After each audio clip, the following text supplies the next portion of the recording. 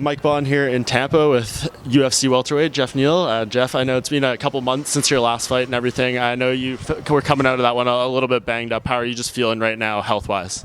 Health-wise, I'm feeling 100%. I'm just hoping to get a fight in December. The December 7th card in DC or December 14th in Las Vegas. But right now, I'm healthy and ready to go. Just waiting for the word on the next fight. Is it frustrating at all? I mean, you beat Nico, and he's fighting on this card now, and you're still kind of waiting to get a fight. I mean, like when you see that, does it bug you in any way?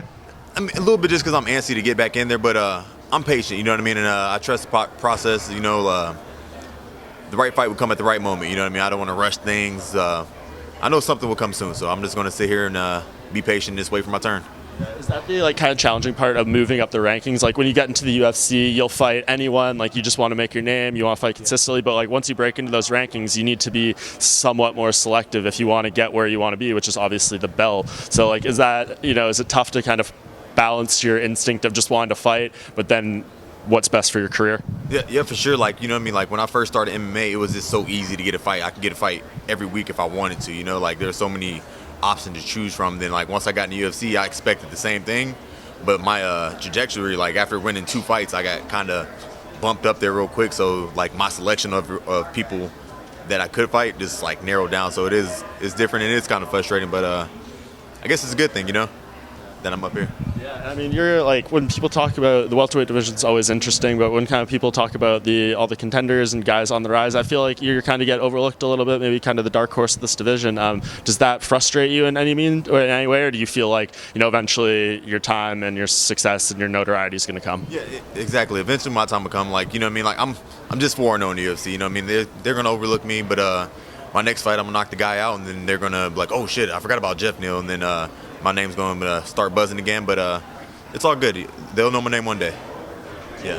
When you look at the division, I mean, I know you said you want to fight in December. Is there anyone that you think makes sense in terms of that timetable? Oh, man, that timetable, I think, I don't know, Lawler's booked with Ponzinibbio, so that's out of the question. But I would like to fight Robbie Lawler, maybe Anthony Pettis, RDA.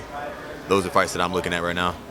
Yeah, I mean, those are obviously pretty high-profile names, and that's the tough thing about being a guy like yourself too. Like you're super dangerous, but you're not probably the name that they want. Like, is that just one of the realities of the sport that's kind of frustrating to go through? Yeah, for sure. That's one of the realities. It's not this, it's kind of an entertainment business. You know what I mean? It's about like how many fans are going to be watching the fight. But I'm hoping somebody gets hurt and I just jump in at short notice and you know what I mean, steal somebody's thunder. I mean, hopefully, you look at a guy like Vicente Luque or something, like he got that opportunity. He got a Stephen Thompson, someone who's like there. Ultimately, I'm sure, you're hoping that someone is just willing to kind of fight backwards more or less in the rankings and get you that shot. Yeah, for sure. I honestly wanted to fight Vicente Luque, but it's this, I remember him, I seen an interview he did. He said him fight me just really doesn't make sense. He's 10-1 in the UFC. So and I'm only 4-0, so like he deserves a top 15, a top 10, so he's getting what he deserves right now.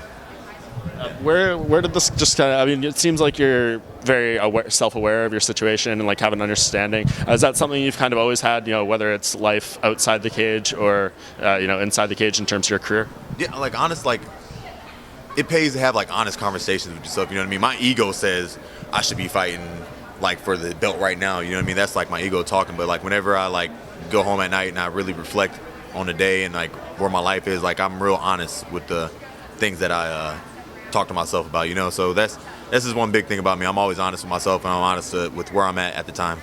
Has your stance on balancing your fighting career with still working in the restaurant as a waiter, has that changed at all, or do you still feel like this is the method that works for you? Honestly, I feel like the serving has got to go. I put in my 2 weeks. Next week's going to be my last week serving, and then I'm just going to start taking personal training sessions and teaching classes and stuff. Just stay in the gym and have my weekends off, because serving really takes like a lot of energy out of me. But yeah, it's about time. I've been doing it for 10 years. It's time to let it go. Was there something in particular that triggered that? Because last time we spoke before the fight with Nico, you were kind of pretty adamant that this is the method that worked for you.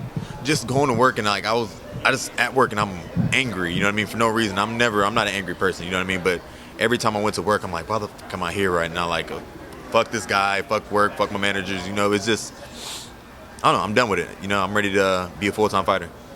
And when we look at the division, it's kind of been in a little bit of a stall because Usman's been hurt for the majority of the year, but it seems like we're finally getting some progress here. There's some matchups happening, in this final couple of months. Does that, make you happy that it seems like the ball is actually rolling and, maybe that opens up fights for someone like yourself?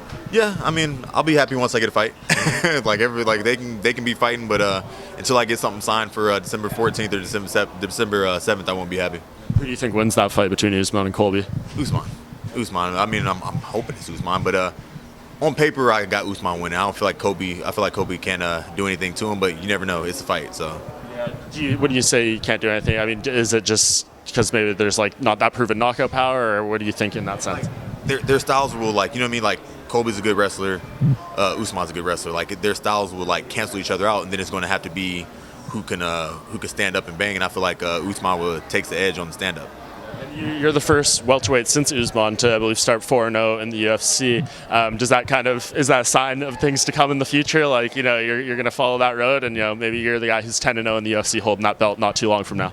Who knows? I'm hoping to get the belt sooner than 10-0. You know what I mean? Maybe 6-0, 7-0.